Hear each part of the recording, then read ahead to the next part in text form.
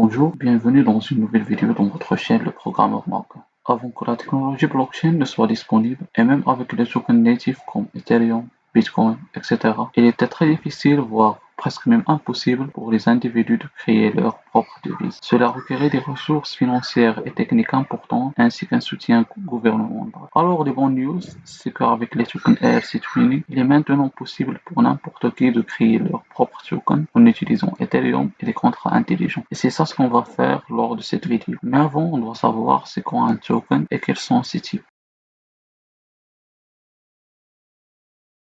Dans la blockchain, un token peut être utilisé pour présenter une unité de valeur, comme une monnaie numérique ou une action dans une entreprise. Il existe deux types de tokens sur une blockchain, les tokens natifs et les tokens non natifs. Concernant les tokens natifs, ils sont créés et gérés par la blockchain elle-même, ils font partie de la blockchain et sont utilisés pour différentes fonctionnalités, telles que la vote, la gouvernance, la rémunération des nœuds de validation et le paiement des frais de transaction. Le Bitcoin et l'Ethereum sont des exemples des tokens natifs. De l'autre part, les tokens non natifs, également appelés tokens ERC20, sont créés et gérés en dehors de la blockchain, mais sont utilisés sur la blockchain. Ils sont créés à l'aide de contrats intelligents et peuvent être utilisés pour représenter n'importe quelle valeur, comme un actif ou une unité de compte. Les tokens non natifs sont souvent utilisés pour financer des projets de développement de technologies blockchain, pour la création de réseaux de partage de biens et services et pour la création de jeux en ligne, etc. En résumé, les tokens non natifs sont créés et gérés par la blockchain elle-même, tandis que les tokens non natifs sont créés et gérés en dehors de la blockchain, mais utilisés sur celle-ci. La question maintenant que je veux poser est pourquoi on appelle un token non natif par un token ERC20. Et c'est ça ce qu'on va voir dans la section suivante.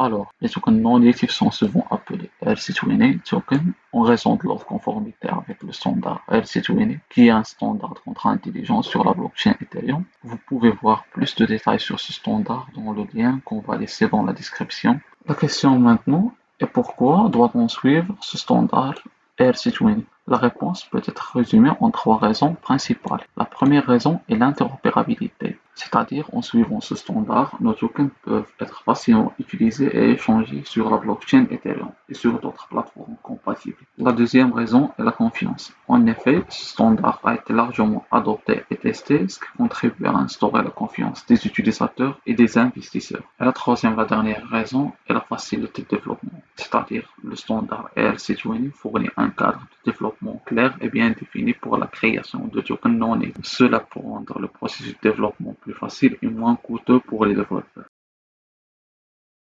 Alors, en termes simples, ERC20 n'est rien de plus qu'une classe, avec ses méthodes et ses membres qui exécutent une certaine logique.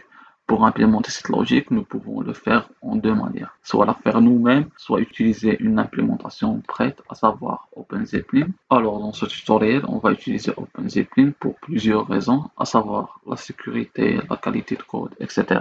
D'abord, la première chose à faire, c'est ouvrir notre terminal, initialiser notre projet Truffle par la commande Truffle init.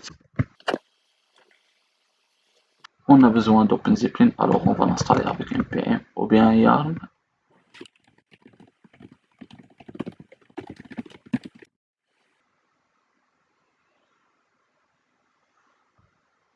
Alors, la première chose à faire est déclarer la licence émitée, déclarer la version du Solidity avec laquelle on va travailler et importer le contrat ERC20 d'OpenZeppelin.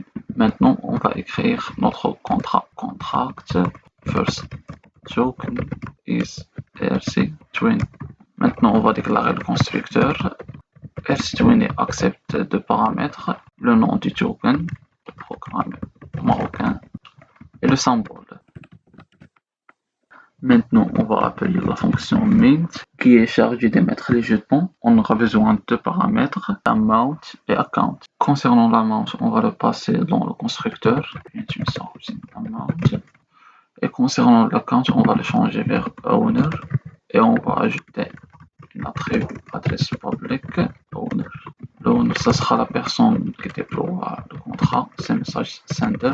On va aussi créer une fonction burn qui sert à détruire les jetons, burn, qui accepte l'amount et elle va utiliser la fonction burn d'ERC20. Concernant l'account, on va le changer par message.sender.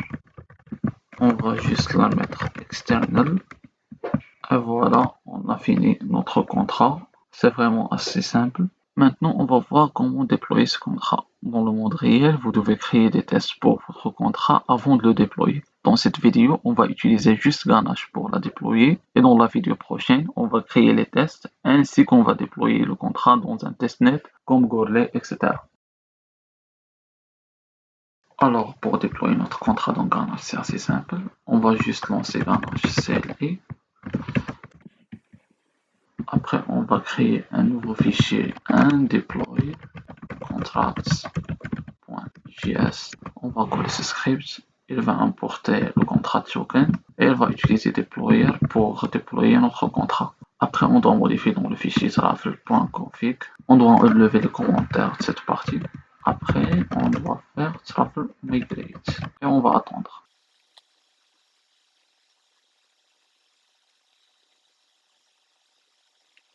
Et voilà, notre contrat est bien déployé sur Ganache.